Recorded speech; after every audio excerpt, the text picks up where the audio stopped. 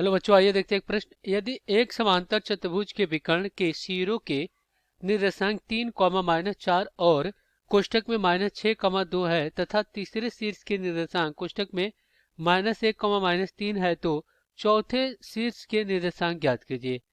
तो हम क्या करेंगे, यहाँ पे मुख्य अवधारणा लिखेंगे।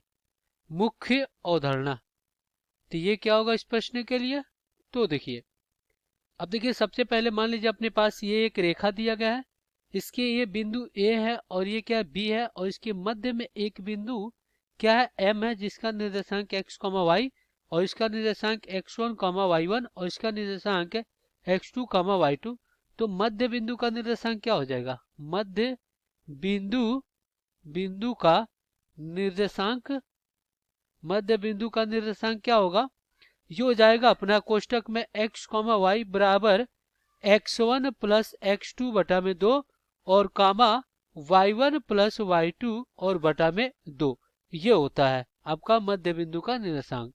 अब हम क्या करेंगे, दिए गए प्रश्नों को हल कर लेते हैं। चलिए यहाँ पे सबसे पहले तो हम क्या करते हैं, एक समांतर चतुर्भुज बनाते हैं।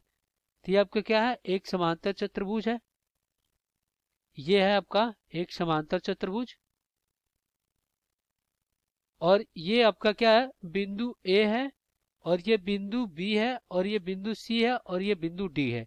ये क्या आपका इसके विकर्ण है और यहाँ पे ये जो आपका बी डी है ये भी इसका क्या है, विकर्ण है। तो ये मान लीजिए क्या है, बिंदु ओ पे इसको क्या करती है, समद्विभाजित करती है। तो हमें पता है कि समांतर चतुर्भुज के विकर्ण, समांतर चतुर्भुज के विकर्ण परस्पर समद्विभाजित कर परस्पर समद्विभाजित करते हैं,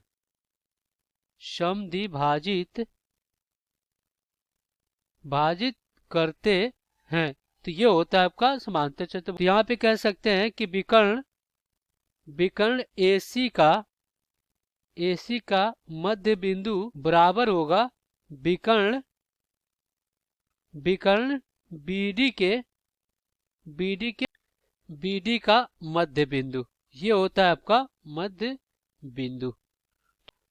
अब देखिए इसके निर्देशांक क्या आपका, ये है 3, -4 ए का निर्देशांक और बी का निर्देशांक क्या है, ये है -1, -3 और सी ये क्या है -6, 2 है और इसका निर्देशांक हमने क्या किया, x, y मान लिया, x, क्या कर लिया, y मान लिया। तो अब हम क्या करते हैं, AC के मध्य बिंदु का निर्देशांक क्या हो जाएगा, AC के मध्य बिंदु का निर्देशांक क्या हो जाएगा, ये हो जाएगा x1 3 और प्लस में x2 क्या है -6 है और फिर बटा में क्या हो जाएगा आपका 2 और फिर कॉमा क्या हो जाएगा, ये क्या y1 कितना है -4 और प्लस y2 कितना है 2 और बटा में कितना हो जाएगा 2 और फिर बराबर में क्या हो जाएगा, BD के लिए मध्य बिंदु का निर्देशांक क्या होगा, देखिए x1 क्या हो जाएगा -1 हो जाएगा। देखिए यहाँ पे अब x1 क्या हो जाएगा -1 हो जाएगा और x2 क्या हो जाएगा x हो जाएगा। तो यहाँ पे क्या हो जाएगा प्लस में x और बटा में 2 और फिर यहाँ पे क्या हो जाएगा, फिर क्या हो जाएगा y2 तो -3 और y1 क्या हो जाएगा x और बटा में कितना हो जाएगा 2 और ये आपका कोष्ठक में।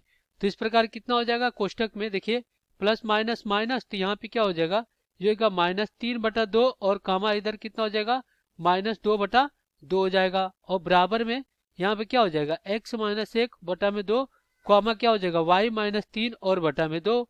अब यहाँ पे देखिए ये 2 से 2 कट गया तो क्या हो जाएगा कोष्ठक में -3 और बटा में 2 कामा -1 और बराबर में क्या हो जाएगा x -1 बटा में 2 और यहाँ पे y -3 और बटा में 2। अगर हम यहाँ पे तुलना करते हैं तो x -1 बटा 2 बराबर कितना हो जाएगा -3/2 और फिर y -3 बटा में 2 बराबर कितना हो जाएगा -1। तो यहाँ से ये क्या होगा 2 से 2 कट जाएगा तो x -1 बराबर -3 और फिर यहाँ पे क्या हो जाएगा 2 का इधर गुणा हो जाएगा तो हो जाएगा y -3 बराबर कितना हो जाएगा -2। अब यहाँ से क्या हो जाएगा x बराबर इधर आएगा तो क्या हो जाएगा, ये हो जाएगा -3 और +1 और फिर यहाँ पे y बराबर कितना हो जाएगा -2 प्लस में 3। तो इधर से कितना बचेगा -2 और इधर से बचेगा अपना 1। तो यहाँ पे x बराबर कितना हो जाएगा -2 और y बराबर कितना हो जाएगा, देखिए y बराबर आपके पास 1 बचेगा तो ये हो गया 1। तो यहाँ पे D बिंदु का निर्देशांक कितना हो जाएगा -2, 1। यही आपका उत्तर हो जाएगा। आशा करते हैं बच्चों ये प्रश्न आपको समझ में आया होगा। धन्यवाद।